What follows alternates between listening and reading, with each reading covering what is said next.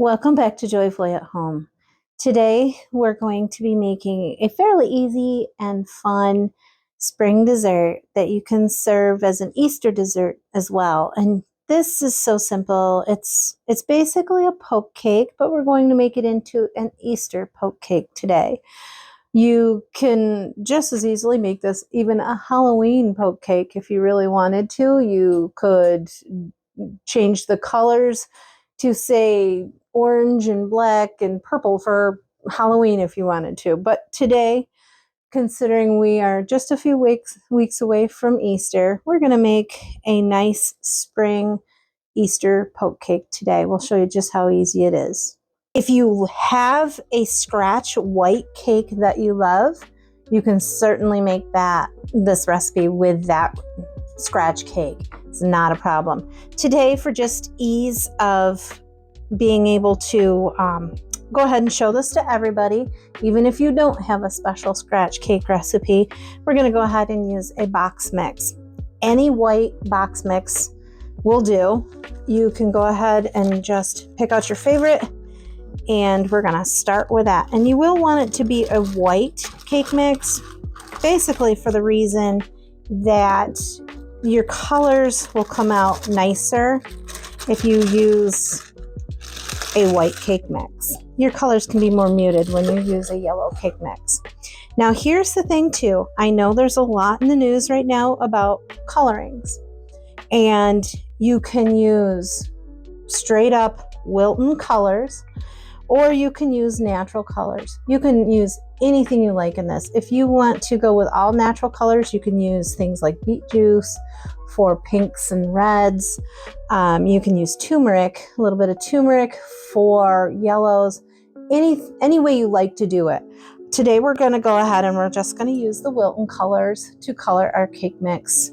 So we make it more spring colors. And there's even a brand on Amazon that is similar to the Wilton gel colors, but it's all natural. So again, I know colorings are making the news a lot lately, and you are welcome to use any kind of colorings you like in this, whatever you prefer. But we're going to start with our white cake mix. We're going to add 4 egg whites. That keeps our cake nice and white. We're going to go ahead and we're going to add 1/2 cup of vegetable oil, and then 1.25 cups of water. Just basically going by the back of the box with the ingredients.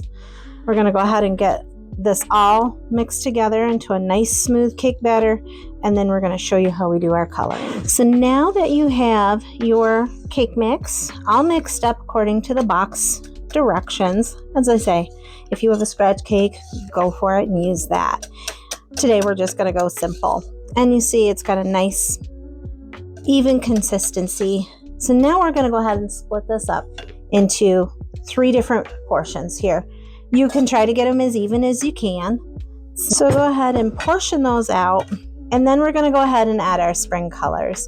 And as I say, today we are going to use a green, which I'm just using a Wilton leaf green.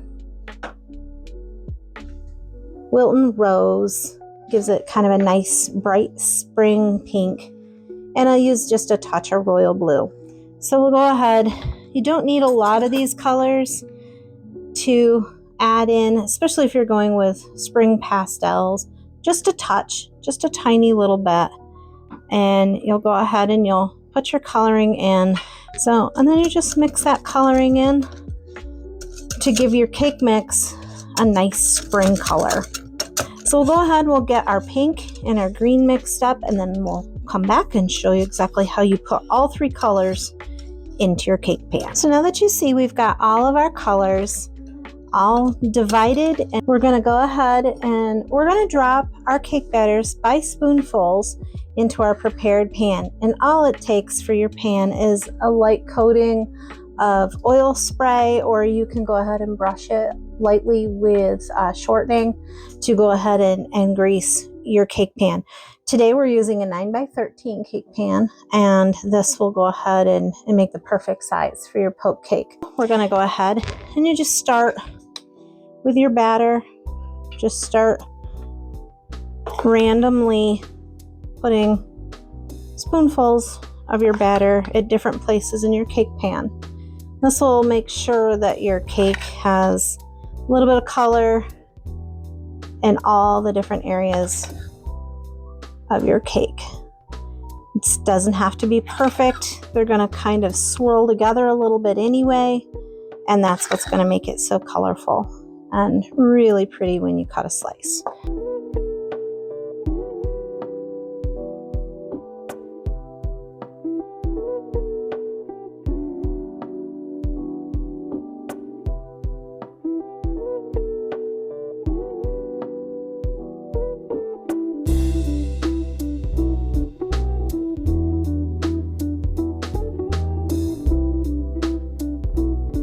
Now that we have all our batter, all our little colors scattered about in our prepared cake pan, we're going to go ahead and put it in our oven. As I say, 350 for about 30 to 35 minutes until the top just lightly springs back when you touch it. And you can also test it with a toothpick. If you put a toothpick near the center, comes out with just barely any crumbs, pretty well clean, you know you're ready to bring it out of the oven. Now we're going to go ahead and get our pudding mixture ready for the top of our cake. We're going to go ahead and just use vanilla pudding today in a large mixer bowl or a batter bowl, either is fine. And then we just add 1 3/4 cup of nice cold milk to our pudding mixture. At this point, all there is to do is to go ahead and whisk our milk and our pudding mix together until it thickens. Now that your pudding is becoming thickened, you're going to go ahead and set this aside until we're ready to top our cake with it and fill our poked holes with our pudding. Now you'll see that our cake has come out of the oven. It's got a little bit of brown on the top, and that's perfectly fine, but you'll see that it just springs back lightly to the touch when you go ahead and touch it, and you'll see all our lovely little patches of color here. So when we cut this, it'll have a really nice spring type color in all different kinds of patterns in there. So now we're going to go ahead and let this cool, and once this is cool, you can use the handle of a wooden spoon. You can even use a straw and throw it away. You just poke holes, random holes all over your cake, and then we'll let this cool completely and top it with our pudding layer and then our sweetened whipped cream.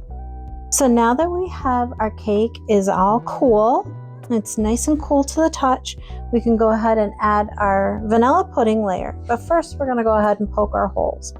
And if you've never made a poke cake, it's really just as simple as this.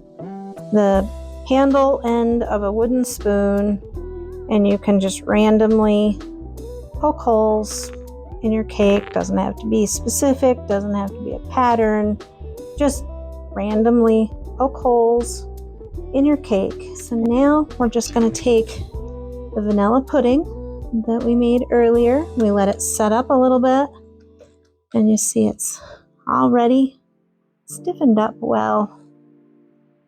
Go ahead and just spoon this onto the top. You can spread it with a cake decorating spatula, however you want. You'll see you're getting it into those holes when you see it kind of pop up like that. Make sure you squish it down in those holes real good. And then once you've got that done, you can smooth out your pudding layer, and then we'll put it in the refrigerator to chill a little longer. And then we'll be ready to add our sweetened whipped cream topping. And that's another issue with a poke cake. You can actually put icing on the top if you want. You can even use Cool Whip if that's what you have and you really like Cool Whip. You can go ahead and just simply add that to the top of it. You can add a buttercream, or you can, in the case like this, we want to kind of keep it nice and light. So we're going to add a homemade sweetened whipped cream to the top of this, so it gives it a nice light layer to it. So looks like we're pretty good with our, you can see where your holes are filled in, these little bubbles here. That's exactly where the pudding is filling in those holes that we made. So we go ahead Just continue to spread this out evenly, and then we will put it back in the refrigerator to chill. So now that our cake is cooling in the refrigerator with our pudding layer on it, and we've got our little holes that we've poked all full, we're going to go ahead and make our sweetened whipped cream topping. Now again, as I say, you do not have to put sweetened whipped cream on it. That's just something that we prefer, and I like to decorate it up nice and fancy with a decorator bag. To make a sweetened whipped cream layer, we're going to start off with a 16-ounce container of heavy whipping cream. You can use any brand that you like. This is just what I happen to grab in the store. So you're going to want your full 16-ounce container of heavy whipping cream. Make sure it's nicely chilled. Obviously, you want to have it as cold as possible. And to whip your cream, you're going to want to make sure your bowl and your whisk attachment is also very cold. So, and then you just put in 2 tablespoons of sugar. Turn your mixer on medium to high and wait till your stiff peaks form. We'll show you exactly what that looks like once your whipped cream is all whipped up.